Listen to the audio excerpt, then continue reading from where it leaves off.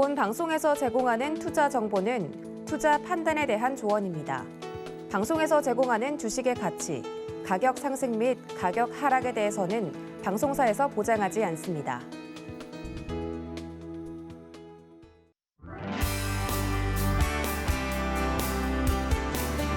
끝날 듯 말 듯 장마철 변덕스러운 날씨가 계속되고 있습니다.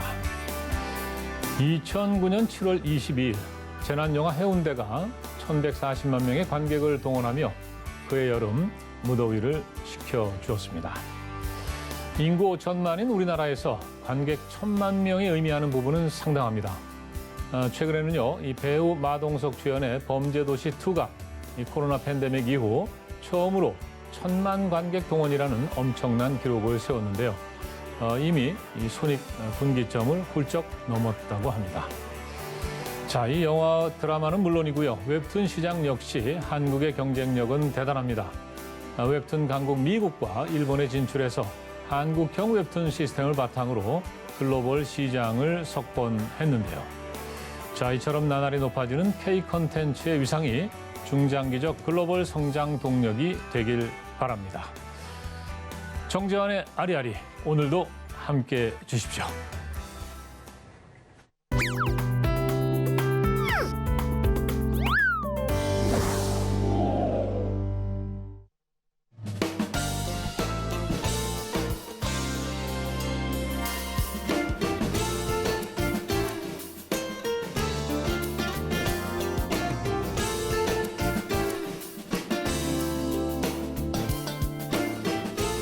네, 한 주간의 다양한 소식을 전해드리는 경제 콕입니다. 네, 콕 집어서 전해드립니다. 이은주 아나운서 나오셨어요. 안녕하세요. 예, 건강하게 잘 지내셨습니까? 너무 건강하게 잘 있었습니다. 네, 비는 안 맞으셨는지요? 네, 오는 길에 다행히 비가 멈췄더라고요. 아, 그래요? 네. 네, 비가 오락가락해서 우산들도 잘 챙기셔야 될 것 같습니다. 네. 자, 첫 번째 소식 알아볼까요? 네, 첫 번째 오늘 가지고 온 소식은요.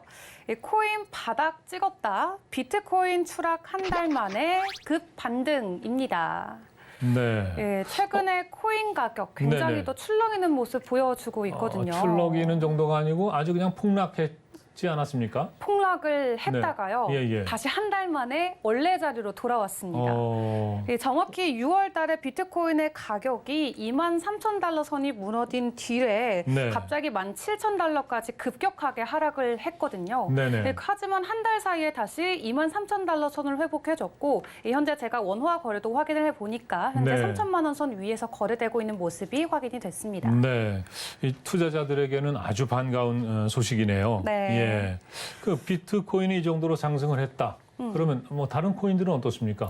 네, 이 코인이 참 비트코인이 먼저 가야만 다른 코인들의 가격 상승도 이루어진다. 다들 많이 알고 계실 것 같은데요. 네. 이 비트코인의 급격한 상승으로 아래에 있던 알트코인들도 큰 폭의 상승 흐름 보여주고 있습니다. 이 이더리움 같은 경우도 전주 대비 무려 50%, 일주일 네. 동안 50% 상승에 성공해줬고요. 이 도지코인 같은 경우는 9.3%, 폴리곤이 72%, 그리고 유니스왑이 40% 넘게 큰 폭으로 오르면서 이 비트코인보다는 2배에서 3배가량 높은 상승률 보여주고 있습니다. 네, 자 아무튼 뭐 투자자들께서는 반가워할 소식인데, 근데 네. 이게 오르는 게 뭐 이유가 있지 않겠습니까? 맞습니다. 이번에 비트코인의 상승을 놓고 업계에서도 참 의견이 분분한 것 같습니다. 네. 이렇다 할 만한 호재는 사실 없거든요. 아하. 근데 가격이 갑자기 오르자 데드캣 바운스다. 갑자기 더 큰 하락 전에 잠시 나타나는 반등장이다. 혹은 어허. 최근에 비트코인의 가격이 너무 저평가돼 있었기 때문에 네. 드디어 자기의 자리를 찾아가는 중이다 하면서 좀 의견이 엇갈리고 있습니다. 네네. 하지만 좀 주요 호재거리들을 찾아보자면은 이 2인자에 있는 이더리움이 네. 이 오는 9월에 굉장히 중요한 기술적 업데이트를 앞두고 있거든요. 네. 그 부분이 좀 가격적인 호재로 적용이 돼서 비트코인의 가격 상승을 예견했다라고 좀 풀이하는 전문가들도 있고요.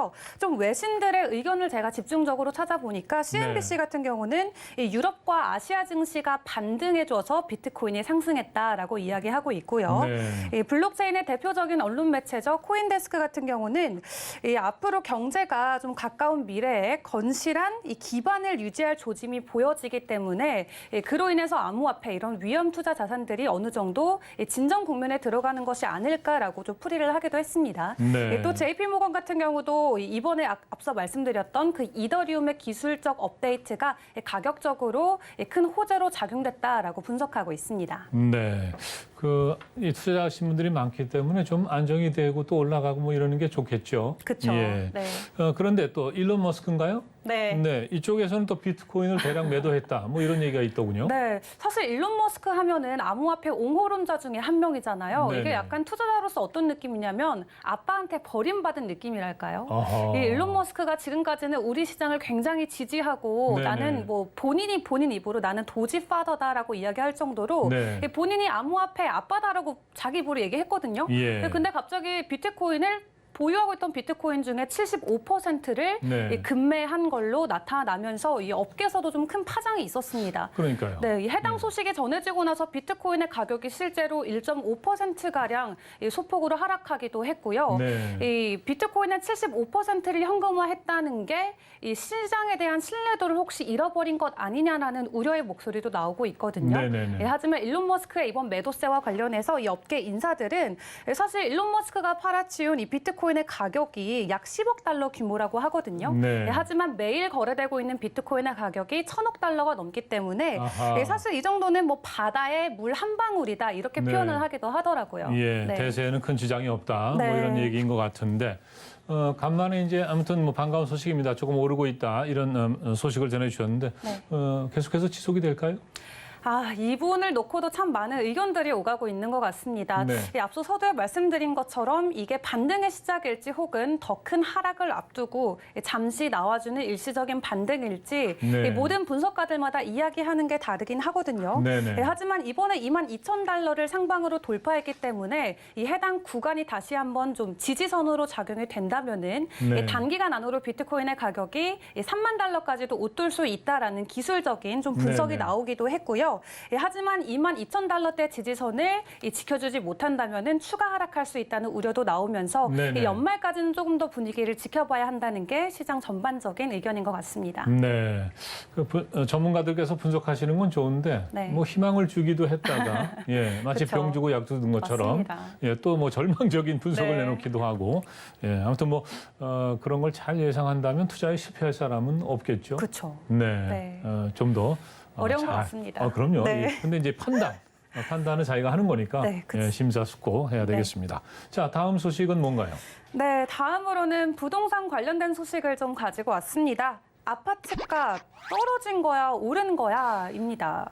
제가 어제 뉴스를 보니까 네. 대부분 떨어졌다. 뭐 이렇게 이제 보도를 하고 있던데. 네. 근데 또 뭐 동네마다 좀 다르다고도 해요. 네, 사실 부동산 가격이 지금 이게 떨어지는 건지 오른 건지 실제적으로 체감하기가 어렵다는 게 좀 현장의 분위기인 것 같습니다. 저도 네네. 뉴스를 봤을 때는 뭐 아파트 값이 굉장히 큰 폭의 하락세를 보여주고 있다라는 보도를 많이 봤는데요. 네네. 이 현장에서 서민들이 직접 체감하는 것은 또 다른 온도가 있는 것 같습니다. 그래요? 업계 전문가들도 이게 일시적인 조정인지 혹은 대세 하락의 초입인지 혹은 아직까지는 혼조세인지 의견이 분분하기도 한데요. 네. 하지만 팩트만 놓고 봤을 때는 우선 5월보다는 0.01% 하락한 것은 맞습니다. 네. 그렇기 때문에 지난달 전국의 집값이 2년 10개월 만에 최저치를 기록하기는 했거든요. 네. 하지만 현장의 목소리는 조금 다른 것 같습니다. 네. 금리 인상되고 그러면서 이제 집값도 좀 얼어붙는 게 아니냐. 되게 이제 그런 전망들을 했는데 네. 생각보다 많이 떨어진 것 같지는 않고요. 네. 예, 또 이제 지역마다 또 이게 또 상황이 다른 것도 같아요. 네, 맞습니다. 예. 현재 같은 상황에서도 사실 이 강남을 대표하는 서초구만 0.03% 되려 오른 것으로 확인이 됐고요. 네네. 그 외 그것을 제외한 23개구의 아파트 값이 모두 떨어진 것으로 확인은 됐습니다. 그 중에서도 도봉과 노원 그리고 강북구가 지난주보다 큰 폭의 하락세를 보여줬다고는 하거든요. 네. 하지만 서민들이 현장에서 이 아파트 값이 정말로 떨어졌다라고 체감하기가 어려운 부분이 사실 이 집주인들이 쉽사리 호가를 내리고 있지 않다라고 아하, 합니다. 네. 이 뉴스에서 보여지기에는 굉장히 아파트 값이 큰 폭으로 하락한 것처럼 보이지만 이 매수자들은 시세보다 수억 원 낮은 이 초급매만 찾고 있는데 네. 이 되려 집주인들은 쉽사리 호가를 내리지 않으면서 약간 이 치킨 게임과 같은 현상이 이 현재 시장에서는 보여지고 있다고 합니다. 네. 그래서 사실은 집값을 수억 원씩 싸게 네. 이렇게 팔려고 하는 매도자는 많지 않겠죠. 네, 예. 그렇죠. 자, 그 아파트 쪽은 그렇고요. 근데 이제 아파트 값이 어쨌든 이렇게 좀 뭔가 변화가 있으면 네. 이게 또 빌라 이런 데도 영향을 미치지 않습니까? 네, 맞습니다. 이렇게 아파트 거래가 주춤하다 보니까 가격대가 다소 낮은 빌라와 같은 곳에 좀 매물세가 몰리는 모습이 보여지고 있습니다. 네. 이 거래량이 정말 급감했다고 하는데요. 그렇기 때문에 아파트 수요자들이 집값 하락을 실제로 체감하기 어려운 부분으로도 작용된다고 합니다. 실제 좀 정보를 찾아보니까요. 지난 11월부터 올해 6월까지 8개월 연속으로 빌라 거래량이 아파트보다 무려 2배 가까이 높았다고 합니다. 그렇군요. 올해 1월에서 6월 시내 주택 거래량 2만 7천여 건 중에 무려 73%가 아파트가 아닌 다세대 주택 혹은 이 빌라와 같은 비아파트였다고 합니다. 네. 아무래도 이제 아파트보다는 빌라가 네. 다세대 주택 뭐 이런 것이 조금 가격이 좀 싼 편 아니겠습니까? 네. 그러니까 아파트에 접근하지 못하시는 분들이 또 빌라 이런 쪽에 관심을 많이 가지신 게 아닌가 하는 네. 생각이 듭니다. 네. 아무튼 뭐 집값은 좀 내려가는 게 맞긴 맞는 건데, 예. 그렇죠? 네. 내려가는 게 맞긴 많지만 또 네. 아파트 쪽에서는 직접적으로 좀 체감하기 어렵다는 게 현장의 분위기는 확실히 있는 것 같고요. 네. 이 빌라 같은 경우도 좀 몰리는 이유를 조금 더 찾아보니까 예. 이 시세 6억 이하의 매물 같은 경우는 이 장기 고정 금리 상품인 보금자리론을 받을 수 있기 때문에 이런 부분을 좀 기대하고 들어가시는 투자자분들도 많은 것 같습니다. 네. 자, 아무튼 이 집값, 예, 참 네. 대한민국 사회가 반드시 풀어야 될, 네. 잘 풀어야 될 네. 예, 그런 문제라고 생각을 합니다. 자, 다음 소식은 뭔가요? 네, 다음 소식은 이제는 술도 K술이 대세다입니다. 네, 사실 요즘 뭐 트렌드 하면은 앞에 K자가 붙는 경우가 굉장히 많잖아요. 네네. K 붙은 혹시 단어들 어떤 것들 생각나세요? 일단 제일 첫 번째 떠오르는 건 KS 마크죠. 생각도 못한 단어가 나왔어요. 뭐 K 무비라든가 뭐 K 드라마라든가 그렇죠. 뭐 K 팝도 K-팝이라든가 있고요. 그렇죠. 너무 많죠. 예. 네, K 아트도 있고 뭐 다양하게 있잖아요. 네. 근데 이제는 K 술이 나왔습니다. 어, 예, 사실 한국을 대표하는 술 어떤 주종이 생각나세요? 한국을 대표한다. 그럼 역시 뭐 소주 아니겠습니까? 막걸리일 맞습니다. 수도 있겠지만은. 네, 예. 막걸리는 조금 외국인들 입장에서도 호불호가 좀 있을 것 같죠. 그래요? 아무래도. 네. 네. 근데 이 소주 같은 경우가 예. 영국에서 주류 전문 매체인 드링크 인터내셔널이 21년 연속 이 세계에서 가장 많이 팔리는 증주류로 소주를 네. 선정했다라고 합니다. 그렇군요. 네, 저도 이제 네. 외국에 나가보면 참 심심찮게 이 초록병을 발견하고는 하는데요. 아, 네, 이 국내랑은 확실히 가격 차이가 있기는 하지만 외국에서도 큰 사랑을 받는 것 같습니다. 네. 아니 아무튼 술 좋아하시는 분들은 네. 외국 가서도 네, 그걸 또 찾아다니세요. 맞습니다. 예, 네. 그렇긴 한데 자 그런데 외국에서도 이렇게 한국의 소주가 인기다. 네. 예, 이게 이유가 뭡니까? 이 아무래도 좀 K-팝이나 K-드라마, K-무비의 영향도 확실히 있는 것 같습니다. 네. 아무래도 그런 한국과 관련된 콘텐츠들을 접하다 보면 이 초록병을 굉장히 심심찮게 찾아볼 수 있잖아요. 그러다 보니까 이제 외국인들 입장에서도 좀 굉장히 눈에 익숙하기도 하고 네. 이 술에 대한 좀 궁금증도 많으신 것 같은데 좀 이런 부분을 잘 마케팅화해서 이 진로에서 실제 가정 채널 그리고 온라인 채널을 선제적으로 구축했다고 하고요. 네. 또 현재 거래처 비율을 수치화해서 매년 계속 높여왔다라고 합니다. 그랬기 때문에 소주 제품을 구매한 이 현지인들의 비율이 80%를 넘게 기록을 했고요. 2020년보다 8.7%포인트 높은 수치로 전해졌습니다. 네. 전 세계적으로 아무튼 지금 경제가 좋지 않기 때문에 네. 혹시 이게 서민들의 술인 소주가 외국에서도 또 인기가 아닌가 하는 뭐 그런 생각도 듭니다. 아무튼 참 근사하게 와인 한 잔이 아니라 소박하고 깔끔하게 소주 한 잔이 생각나는 그런 소식이었네요. 네. 네. 이은지 아나운서 수고 많으셨습니다. 네, 감사합니다. 네, 고맙습니다.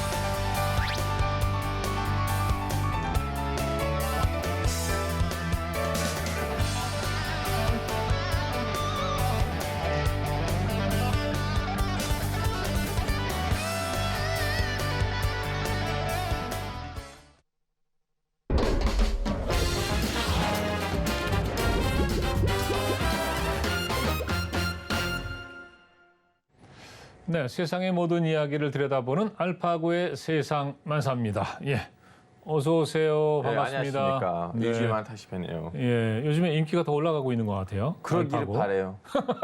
그러기를 바라요. 네, 자 지난주에 예. 그 사우디 왕세자, 예. 무함마드 빈 살만. 이 이제 정권 장악하는 네. 뭐 그런 과정이라든가 네. 뭐 이런저런 얘기를 해주셨는데 시간이 부족해가지고 네. 우리가 이제 오늘로 얘기를 넘겼습니다. 그리고 때마침 그때 네. 있었잖아요. 우리가 그 얘기를 하고 난 다음에 네네. 모하메드 빈 살만 우리 바이든 대통령이랑 만났어요. 그렇죠. 예. 바이든하고 만났죠. 예. 그런데 이제 바이든은 사실은 이제 이 유가, 예. 뭐 이제 사우디의 어떤 증산 문제 네. 이런 걸 좀 논의하러 갔던 것 같은데 뭐 논의조차 없었던 것 같죠? 사실은 역대급 사우디하고 미국 그것보다도 미국이 하는 정상회담들 중에서 제일 네. 좀 말이 안 되는 정상회담이었어요. 왜냐하면 이제 밖에 나가서 바이든 대통령이 이제 1대1 자기 혼자서 네. 기자회견을 했는데 거기서는 우린 사우디 왕세자란 이제 증산을 가지고 어느 정도 합의를 했다 네. 했는데 바로 그 당시에는 사우디에 있었던 CNN 안나 포스터 기자가 사우디의 이제 외교부 장관을 찾아가서 물어봅니다. 바이든 대통령이 이런 말을 했는데 말이 맞나 했더니 네네. 외교부 장관이 그런 얘기가 안 나왔는데 우리는 이걸 우린 지금 이미 많이 생산하고 있고요. 우리 네, 지금 네. 기술로는 아니면 이 장비로는 이것밖에 안 되고 네. 더 많이 이제 생산하려면 러시아를 좀 얘기해봐야 된다. 네. 까지 말을 했어요. 그러면 바이든 대통령이 그 없는 얘기를 한 건가요? 어떻게 봐야 될지? 솔직히 말하자면 이번 사우디 미국 정상회담이 네네. 하나의 수수께끼요, 물음표예요. 왜냐하면 아하. 보통 정상회담들 하면 아시다시피 만나기 전에는 어느 정도 실무자들이 와서 합의를 하고 그 합의 바탕으로 이제 그렇죠. 미국 대통령이나 그쪽 나라 대통령 만나긴 한데 네네. 이번에는 바이든이 뭘 보고 가는지 모르겠어요. 아마도 그 역사의 상 처음으로 네. 이 사우디가 이스라엘에다가 영공을 허용해줬거든요. 그래서 네. 처음으로 이스라엘에서 누가 직항으로 사우디에 왔어. 이건 네. 역사에 그런 거 없거든요. 예. 그래서 아마 미국이 사우디가 이 정도로 부드러워졌다면 말이 좀 되지 않을까라는 네네. 그 기대를 갔는데 안 됐습니다. 증산은 지금 사우디가 힘들다고 합니다. 네. 그렇다면은 육아는 뭔가 소득이 당분간. 없는 그런 그 회담이었는지도 모르겠는데요. 네. 또 오늘 아침에는 이제 또 바이든 대통령이 코로나에 감염됐다. 네. 뭐 이런 뉴스도 있었는데 근데 아무튼 결론이 뭐냐면 육아가 네. 당분간 좀 약간 내려가는 거는 예. 물론 지금은 이제 그 인하 정책이라든가 이런 저런 정책으로 육아가 좀 약간 살짝 네네.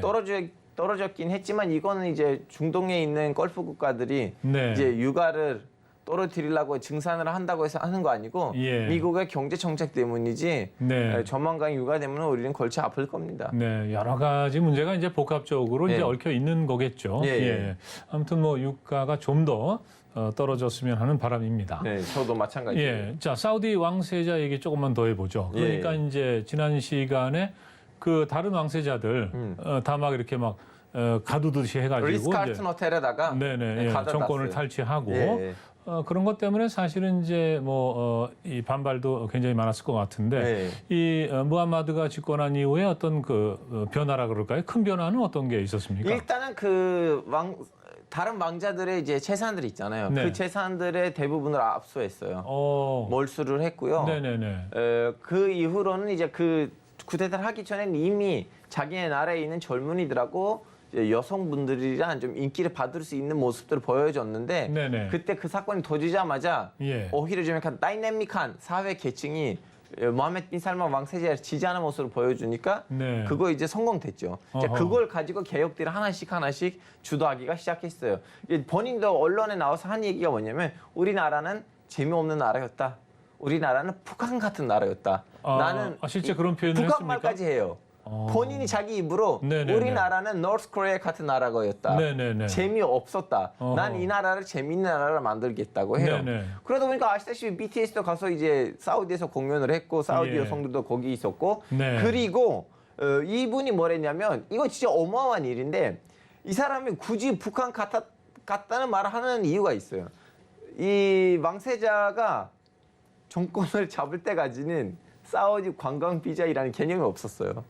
관광 비자가 없다. 예, 일이 네네. 없으면 오지 마요 이 나라에. 아, 그러니까 그래서 이제 예. 일할 사람만 오고 놀러 오지는 마라. 예. 예. 아, 그랬습니까? 성지 순례 비자는 따로 있으나 네네네. 관광 비자가 없었어요. 무슨 말이냐면 이를테면 삼성이나 현대 우리 기업들이 거기 나가 있잖아요. 네네. 그럼 거기 주재원들이 나 거기에서 일한다는 걸 증명을 해야지 이제 일하는 비자로 들어가는 거지. 네네. 너 왜 왔어? 나 좀 약간 사우디 보다 나가려고 했는데 네. 그럼 들어오지 마세요.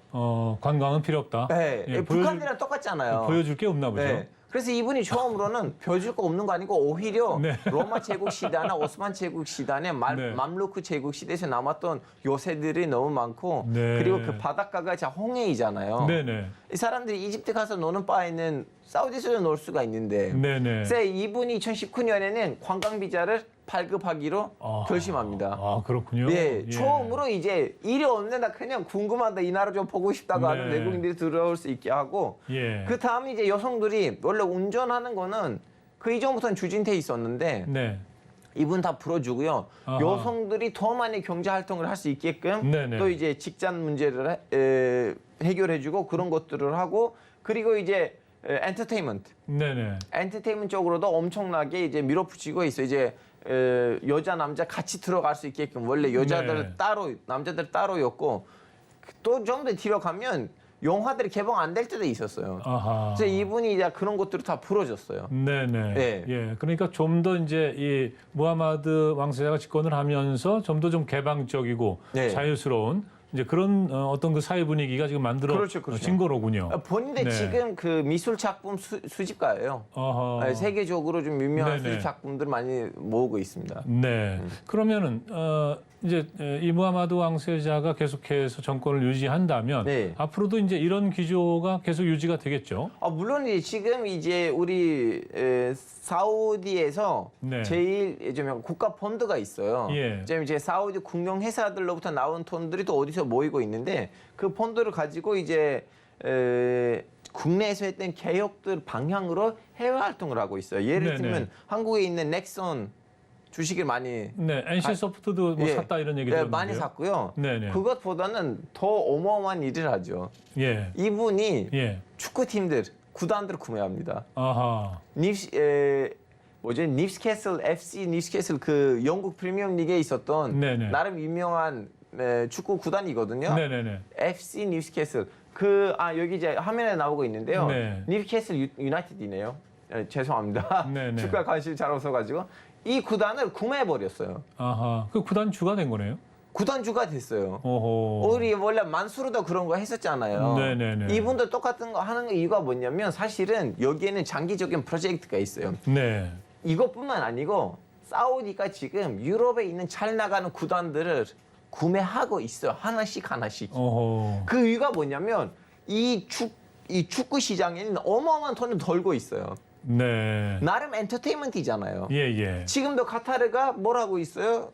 피파를 이번에 이제 월드컵을 이제 카타르에서 하고 있잖아요. 네네. 이제 이 구단 하나를 가지고 할 사업이 많고 그리고 젊은이들로부터 또 인지가 좋아요. 네. 그리고 그걸로 가지고 국내 선전을 할 수가 있어요. 여러분 봐봐요. 나는 서양 애들의 네, 제일 네. 자랑스러운 구단들 가지고 다 구매했습니다. 해서 네. 지금 그 축구적으로 엄청 많이 돈을 뿌리고 있고요. 네. 축구를 통해서 엔터테인먼트 사업이다 보니까 예. 한국에서도 엔터테인먼트 회사들, 기획사들을 돌아다니고 있어요. 사우디 네. 국뽕 그 펀드. 그러니까 이게 젊은 왕세자답게 역시 네. 이제 대중문화, 네. 엔터테인먼트라든가 또는 이제 스포츠, 네. 또 스포츠 산업 네. 뭐 이런 쪽에 관심이 많은 거로군요. 예, 관심이 많아요. 왜 이유는 왠지 아시죠? 석유 이제 끝날 네네. 거예요. 아하. 이제 알이 석유. 먼저인가 네네. 달걀이 먼저인가 그거는 모르겠어요. 예. 알이 먼저인가 닭이 먼저냐를 모르긴 하지만 네. 지금 이 중동에서는 석유가 먼저 없어질 것인지 아니면 친환경 정책 때문에 이 전기차들이 많아져서 네네. 석유의 비료가 없어질 건지는 모르겠으나 네네. 결론적으로는 석유에 의존하면 안 되고 이 석유로부터 빠져나와야 되는데 네. 빠져나올 만한 좋은 투자하면 그 투자에 네. 죽지 않을 거는 뭐냐면 엔터테인먼트다. 그러니까 사우디도 이제 이게 기름이 무한정 나오는 거라고 생각할 수 없기 때문에 네. 뭔가 이제 미래 먹거리 이런 것을 그렇죠. 만들어내야 되는 거고. 네. 그 네옴시티인가요?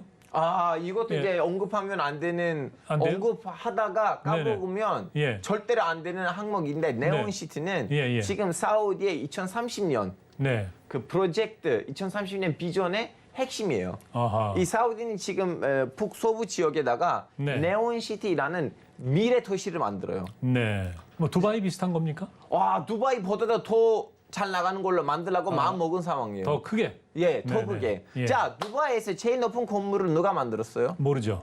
자, 두바이에서 제일 높은 건물은 부르즈 칼리파이라는 건물인데 지금 전 세계에서 제일 높은 건물이거든요. 예, 예. 그건 삼성몰산이 만들었습니다. 아, 그렇군요. 네, 그렇다면 지금 이 사우디 왕세자도 2030년까지 네네. 자기의 나라에서 미래 도시 네온시티를 만들려고 했는데 네. 나름 자신을 이렇게 증명했던 업체가 기업이 네.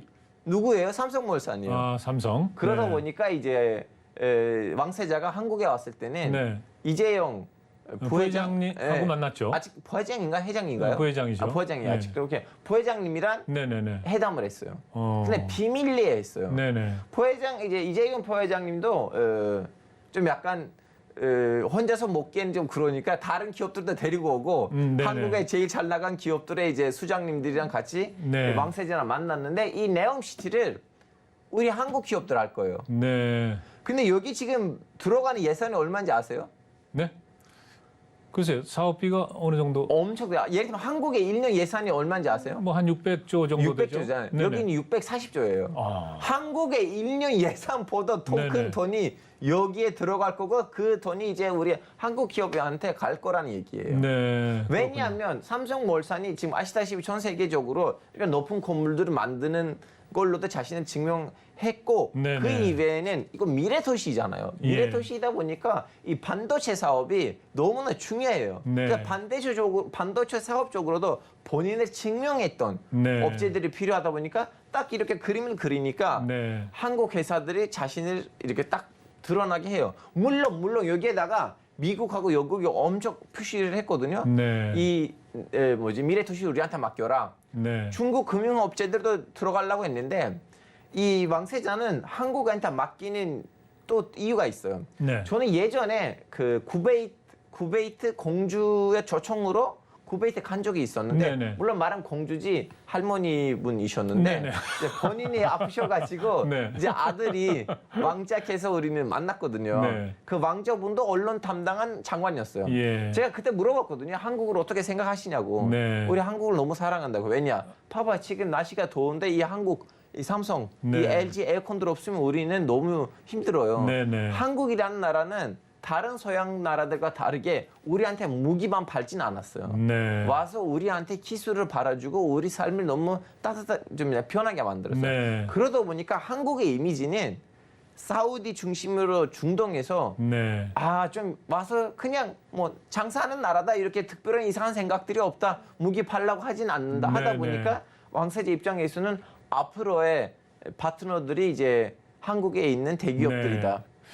뭐 기억하시겠습니다만은 1970년대 이제 중동 건설 붐이 일었을 때부터 우리 그 기업들이 네. 또 노동자들이 사우디에 가서 또는 그 중동 지역에 가서 정말 땀을 많이 흘렸죠. 네. 그러나 이제 그런 어떤 신뢰 이런 게 두텁게 쌓여 있지 않나 하는 생각이 듭니다.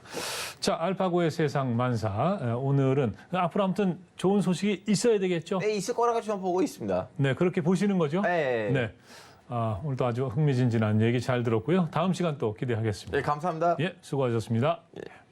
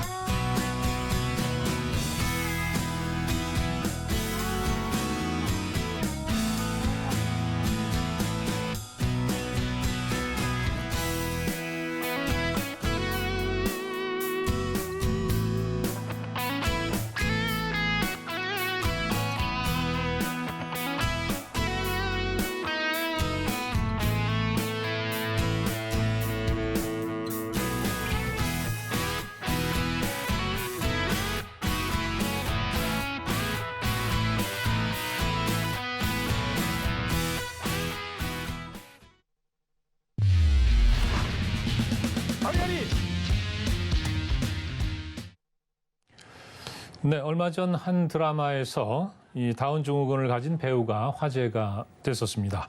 일러스트레이터로도 유명한 정은혜 작가가 비중 있는 역할로 이제 드라마에 출연을 했는데요. 이 등록장애, 일시장애 인구까지 합치면 약 20%가 장애를 가지고 있다고 합니다. 그런데 우리는 왜 이 드라마 속 진짜 장애인의 출연을 미처 생각하지 못했을까요?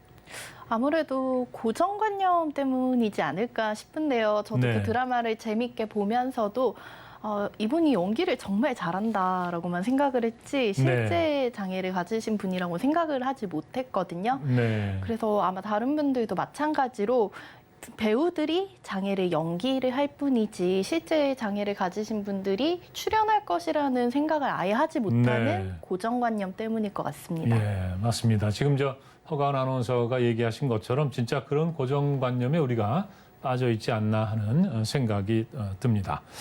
자, 마치 그 액자 안의 세상만 보고 그 세상이 전부인 것처럼 생각하고 있는 것도 같은데요. 자, 오늘은요, 이 생각의 변화가 중요한 이유를 알려주실 분을 모셨습니다. 경남대학교 심리학과 김태훈 교수님 만나보시죠.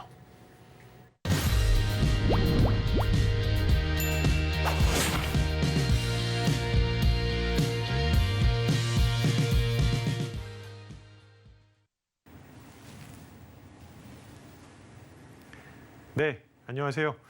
오늘 프레임이라는 주제로 이야기를 나눠볼 김태훈입니다. 네, 반갑습니다. 아마도 프레임이라는 단어를 들으시자마자 이거 내가 굉장히 잘 알고 있는 단어인데 거기에 대해서 또 뭔가 얘기할 게 있을까라고 생각하실지도 모르겠습니다. 실제로 프레임이라는 단어 우리에게 굉장히 익숙하죠. 그리고 사실은 약간 부정적인 의미로 사용되고 있기도 합니다. 특히 정치권에서 많이 사용되면서 이게 편가르기, 이렇게 좀 부정적인 이미지가 많이 들어가 있기도 한데요. 전공하는 사람 입장으로서는 조금 안타깝기도 합니다. 왜냐하면 프레임이라는 단어는 지극히 중립적인 단어거든요. 그래서 저는 오늘 우리가 가지고 있는 일종의 오해를 하나 좀 풀어드리려고 하는데요. 우리는 프레임 하면 프레임은 가지고 있으면 안 되는 거고 객관적으로 생각하기 위해서 거기서 벗어나야 된다. 이런 식으로 생각을 많이 하거든요.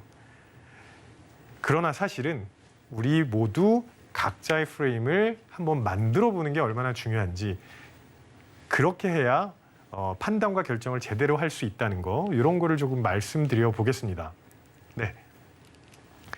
자, 제가 그림을 지금 하나 보여드리고 있는데요. 이제 코로나도 조금 소강 상태로 접어들면서 해외여행 계획하시는 분들 꽤 많으실 겁니다. 해외여행하면 뭐 여러 장소가 떠오르실 텐데 또 뉴욕의 맨하탄이 굉장히 상위 순위에 항상 꼽히죠. 자, 그래서 지금 만약에 뉴욕의 맨하탄이라고 하면 머릿속에 어떤 이미지가 떠오르실까요? 제가 보기엔 아마도 이런 이미지가 떠오르지 않을까 싶습니다. 네. 맨하탄의 그 빌딩 숲 혹은 스카이라인, 그다음에 그 자유여신상 쪽에서 바라보는 높은 빌딩들 이렇게 많이들 생각을 하실 겁니다. 이게 우리가 가지고 있는 일반적인 맨하탄에 관한 이미지죠. 자, 그런데 맨하탄을 다르게 본 사례가 하나 있어서 소개를 해드리겠습니다. 지금 보시는 이 그림은 신촌 세브란스 병원의 신경과에서 그 척추 분야의 세계적인 권위자로 알려진 하윤 교수님이 그린 작품입니다. 네, 이분이 낮에는 환자들을 치료를 하시고요. 밤에는 NFT 작가로 활동을 하고 계시거든요. 그분이 브레인 아키텍처라는 그런 제목으로 그린 맨하탄의 모습입니다. 언뜻 보기에 사람의 뇌처럼 보인다 이런 생각이 드실 수도 있는데 그런데 저게 무슨 맨하탄일까 이런 생각 아마 드실 겁니다. 자, 그런데요. 이분은 어떻게 생각을 했냐면 이분이 알고 계신 분 중에 맨하탄에서 부동산 일을 하시는 분이 한 분 계시다고 해요. 그래서 그분의 뇌에 한번 들어가 보자. 그러면 그 뇌에는 맨하탄이 어떤 모습으로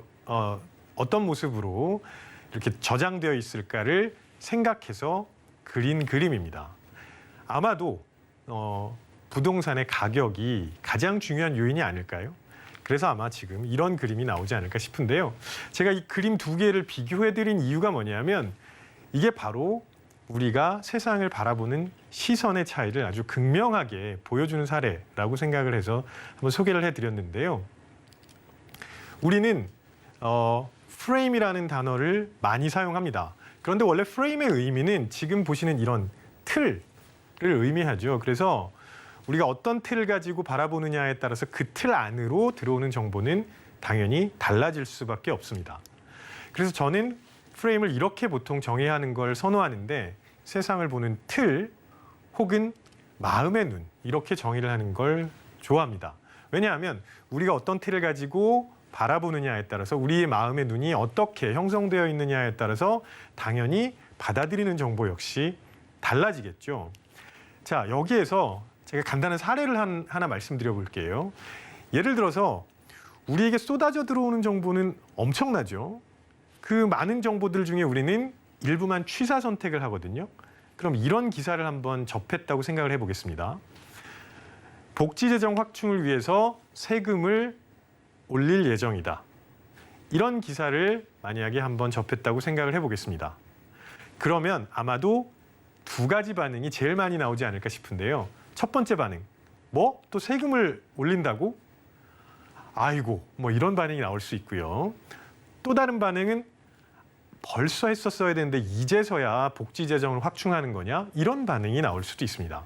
분명히 주어진 정보는 같은데 우리가 어떤 프레임을 가지고 있느냐에 따라서 우리의 생각은 완전히 달라지는 거죠. 이게 바로 세상을 보는 틀 혹은 마음의 눈이 아닐까 싶습니다. 그래서 우리가 어떤 프레임을 가지고 있느냐는 우리의 생각을 결정하게 되고요. 바꾸어 말하면 우리가 어떤 판단을 하고 결정을 할 때 우리의 프레임이 얼마나 중요한지도 알 수 있겠죠. 네, 사실 프레임이라는 단어는 2002년에 노벨 경제학상을 수상한 프린스턴 대학교 심리학과의 다니엘 카네만 교수에 의해서 알려졌다고 해도 과언이 아닌데요.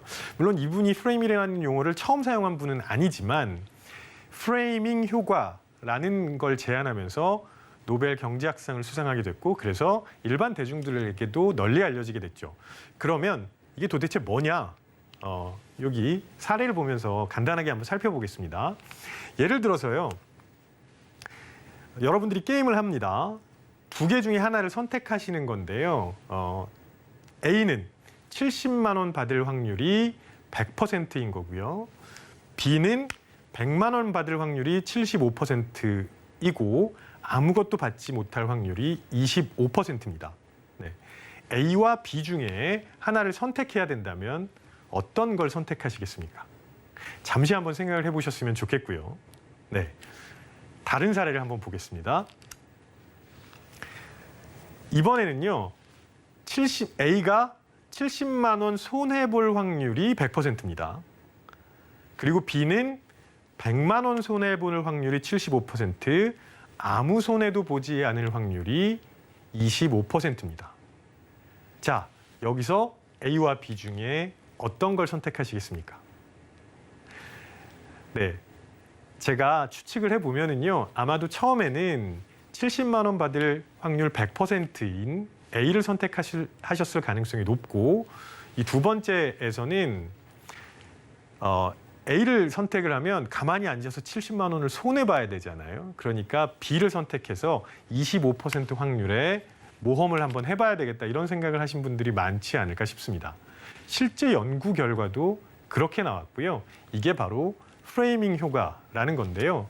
무슨 얘기냐면 이 첫 번째 사례는 우리가 무언가를 얻는 이득의 프레임을 형성하고 있는 거죠. 그래서 70만 원 확실하게 받는 거 이렇게 되는 거고요. 반면에 B는 우리가 뭔가 손해보는 상황이죠. 손실의 프레임을 형성하고 있습니다. A가 70만 원을 무조건 손해보는 거잖아요. 반면에 B는 모험을 해볼 가능성이 있는 거고요. 이런 차이가 있죠. 그래서 나머지는 다 동일합니다. 70만 원 100%, 100만 원 75% 이렇게 다 동일하죠. 그런데 이득의 프레임을 형성했느냐 아니면 손실의 프레임을 형성했느냐만 달라지는 거죠. 이렇게 이득과 손실이라는 차이를 만들어 놓으면 사람들의 생각이 확연하게 달라집니다. 일반적으로 이득의 프레임을 형성하게 되면 확실한 걸 좋아합니다. 반면에 손실의 프레임을 형성하게 되면 가만히 앉아서 당할 수는 없으니까 내가 무언가라도 해봐야 되겠다는 생각을 하게 되죠. 자, 이게 바로 다니엘 카네만 교수가 제시했던 프레이밍 효과인데요. 이 사람은 이런 연구 결과를 가지고 전망 이론이라는 걸 제시합니다. 간단하게 말씀드리면 우리가 형성하는 프레임에 따라서 생각이 바뀐다는 거거든요. 그러면서 보여준 그래프가 여기 있는 이 그래프입니다.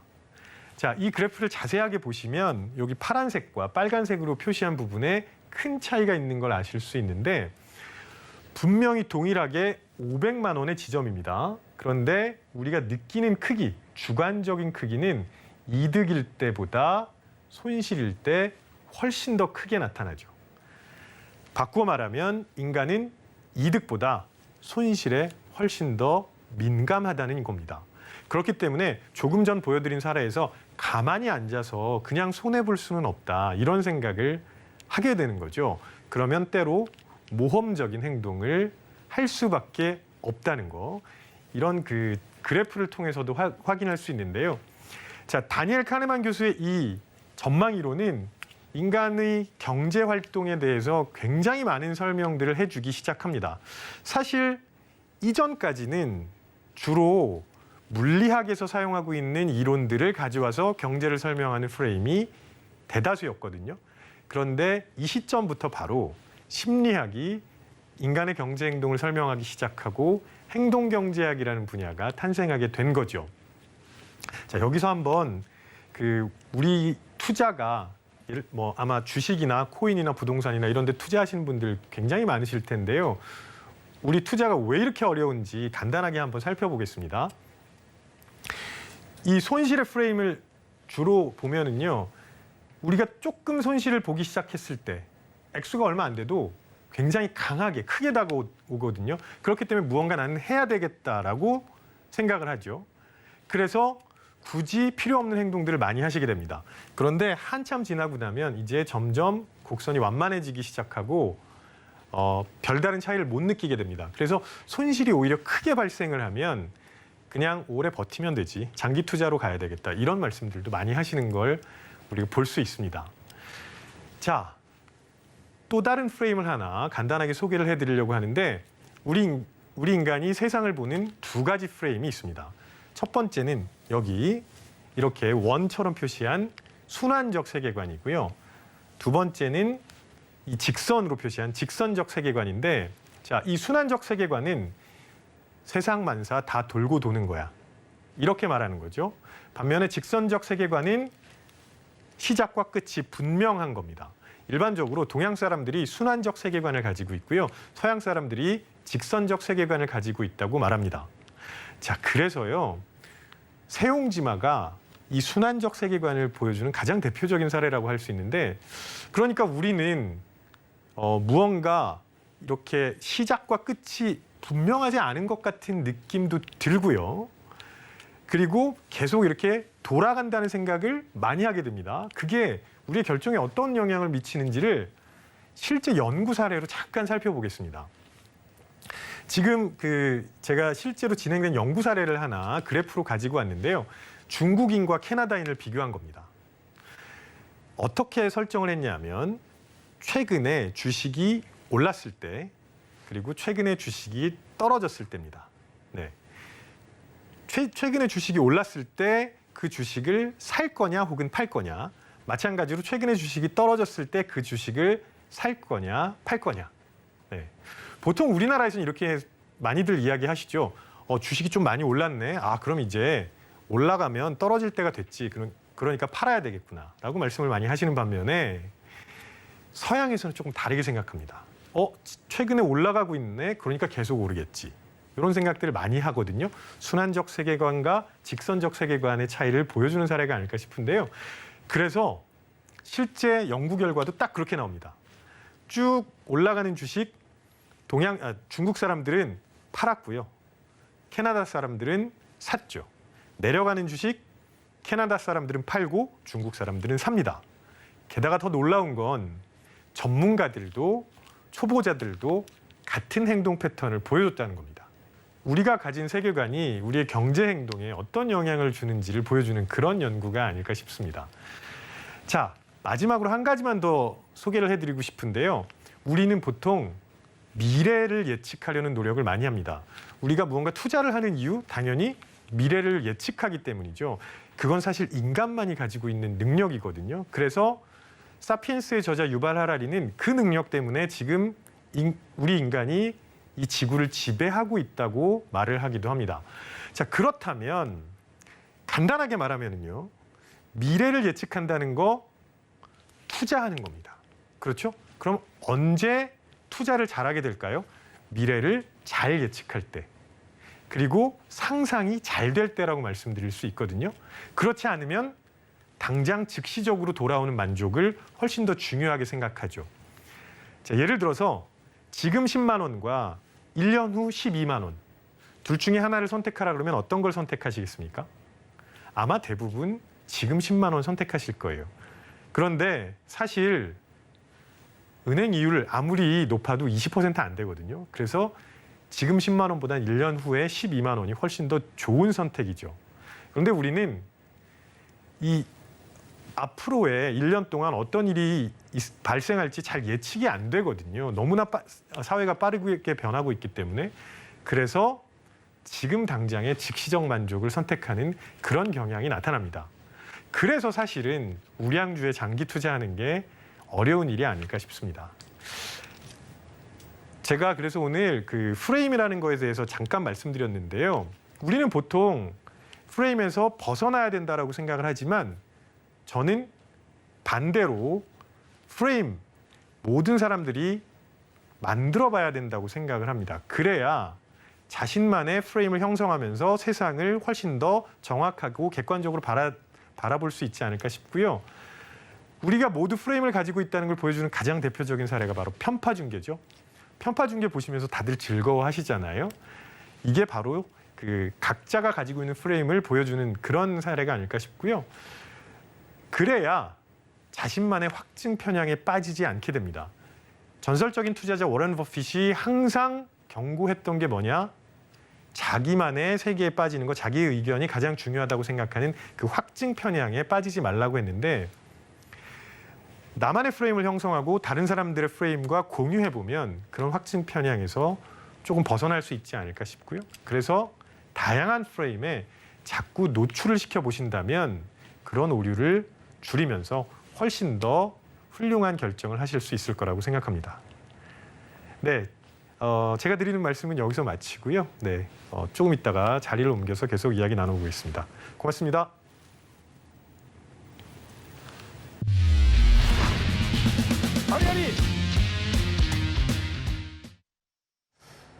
네, 김태형 교수님의 짤막한 강의였는데 정말 그 생각거리를 많이 던져주는 강의가 아니었나 네. 그렇게 생각합니다. 그러니까 우리가 이제 프레임을 씌운다 뭐 이런 표현도 하고 또 뭐 프레임을 바꿔야 된다 네. 뭐 이런 얘기도 하죠. 네. 허가원 아나운서도 그런 말 많이 쓰지 않습니까? 네, 근데 평소에는 조금 말씀하신 대로 제가 프레임이란 단어를 부정적으로 사용을 해왔던 것 같은데 네, 아까 강의에서 말씀하셨죠. 네, 내용을 보면서 좀 프레임을 부정적인 게 아니라 내가 이걸 바꾸면서 내 삶이 달라질 수도 있겠구나 이런 네. 생각이 들었습니다. 예, 아무튼 그 프레임에 대해서 좀 우리가 잘 생각을 해봐야 될 것 같은데 예, 김태형 교수님 자리에 모셨습니다. 네, 안녕하세요. 반갑습니다. 네, 반갑습니다. 그 평소에 그 생각을 많이 하시겠어요. 생각을 많이 하려고 노력을 합니다. 네. 그런데 이제 한 가지 생각만 하는 분들이 있잖아요. 네네. 그런 생각은 고정관념이라고 얘기할 수 있을까요? 그렇죠. 네. 한 가지 생각을 한다는 거는 네. 결국은 그 시선이 딱 고정되어 있다는 얘기고요. 네. 가는 길이 바뀌지 않는다는 얘기이기도 합니다. 네네. 그러면 우발적인 상황에 대처한다는 건 제가 보기엔 거의 불가능하지 않을까 싶습니다. 아하. 그러니까 이제 한 가지 생각만 하면 안 되고 여러 가지 생각을 할 네. 수 있어야 되고 또 여러 가지 생각을 봐야 되고 맞습니다. 예, 그런 어떤 그 생각의 유연성 같은 것도 있어야 되는 네, 거네요. 그렇습니다. 네. 네. 자, 이게 프레임이라는 게 사실은 이제 뭐 영어입니다만은 네. 굉장히 그 일상에서도 많이 쓰는 익숙한 말이 됐어요. 네. 아까 이제 끄트머리에 이제 그 투자자들의 어떤 생각에 네. 대해서도 잠깐 말씀을 해주셨는데, 자, 그런데 이런 그 투자자들의 어떤 심리 이런 것을 또 이 프레임으로도 얘기할 수 있을까요? 네. 일단 제가 가장 먼저 말씀드리고 싶은 거는 네네. 투자와 투기를 좀 구별하셔야 됩니다. 투자와 투기. 일단 말부터 다르죠. 네, 그렇습니다. 네네. 투자는 자가 자본이잖아요. 예. 투기의 기는 기술이거든요. 네네. 그러니까 내가 무언가 투자를 한다는 얘기는 충분히 분석을 하고 나의 시간을 들여서 최적의 결정을 하려고 노력을 한다는 네네. 얘기이고, 투기는 그냥 지금 돌아가는 분위기를 보면서 네네. 여기 왠지 감이 오는데 이런 예. 식으로 가시는 게 아닐까 싶은데, 아하. 그래서 그걸 일단 구별하지 않으면 네네. 제대로 된 투자를 하시기 어려울 거라고 보고요. 네. 그 다음에 이제는 내가 도대체 어떤 목적을 위해서 네. 투자를 하고 있는지를 생각하셔야 된다고 저는 보고 있습니다. 네. 자, 일단 투자하고 투기를 구분을 해야 된다. 네. 예. 투기를 하고 있는 거예요? 아니면 투자를 하고 있는 거예요? 솔직하게 저는- 얘기하세요. 투기를 하다가 눈물을 흘린 경험이 있습니다. 그러니까 투기는 어떻게 보면 이제 도박하고도 좀 비슷하다 이렇게 네, 볼 네. 수도 있겠네요. 네. 그러니까 이제 내가 투자를 한다. 내가 투자를 하고 있다. 네. 그럼 이제 어떤 목적을 갖고 또 투자를 맞습니다. 하느냐. 네. 예. 이런 게 또 참 중요한 거네요. 네. 자, 근데 이거 개인적인 질문을 드려도 될지 모르겠습니다만은 이 프레임 전문가시니까 물론 이제 심리학과 교수니까 네네. 뭐 두루두루 이 심리에 대해서 알고 계시지만 직접 이렇게 투자 같은 것도 하세요? 사실 거의 하지 못하고 있습니다. 네. 안 하시는 겁니까? 아니면 못 하시는 겁니까? 일단 제가 예. 여기저기서 질문을 받을 때 네네. 말씀드린 것처럼 제대로 투자를 해야 된다고 말씀드리는데, 네네. 그렇게 말씀을 드리면서 제가 투기를 하면 안 되잖아요. 네네. 그래서 종목 분석도 하고 그다음에 네. 회사가 어떤지 이런 것도 보고 해야 되는데 사실 예. 그럴 만한 여유가 없어서 네네. 그냥 고전적인 예적금에 주로. 네. 안전자산을 선호하시죠. 그러니까 아무래도 이제 연구실에서 보내시는 시간이 많으실 테고 네. 이제 투자보다는 이 심리 분석 네. 또는 이제 뭐 프레임 우리가 어떤 프레임을 가져가야 또 미래를 잘 대비할 수 있을까 네, 네. 뭐 이런 거를 이제 주로 연구를 하시는 거겠죠. 네, 맞습니다. 예, 네. 그러다 보니까 이제 돈이 좀 있을 때는 그냥 예적금으로. 예, 어떻게 보면 가장 안전한 투자가 아닌가 하는 생각도 들어요. 맞습니다. 네. 자, 오늘 김태훈 교수님 모셨는데 지금 얘기 나눌 겨를이 없습니다. 네. 저희가 장소를 좀 옮겨야 될 것 같아요. 예. 궁금한 점이 너무 많기 때문에 네네. 장소를 옮겨서 이어서 얘기 나눠보려고 하는데요. 유튜브 채널에서 이어가려고 합니다. 유튜브에 서울경제TV 검색하시고 들어오시면은 정재환의 아리아리 초대석 동영상 눌러서 확인하실 수 있고요. 잠시 후 3시부터 김태훈 교수님의 프레임 관련된 강의 다시 이어서 만나보도록 하겠습니다. 네, 김태훈 교수님은 이대로 저희가 모시고 옆방으로 가겠습니다. 예, 그쪽으로 와주시고요. 정재환의 아리아리 오늘 시청해주신 모든 분들께 감사의 말씀 드립니다. 고맙습니다.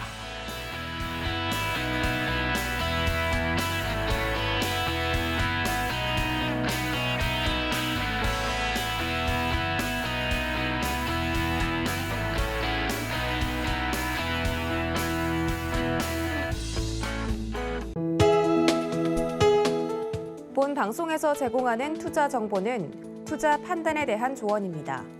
방송에서 제공하는 주식의 가치, 가격 상승 및 가격 하락에 대해서는 방송사에서 보장하지 않습니다.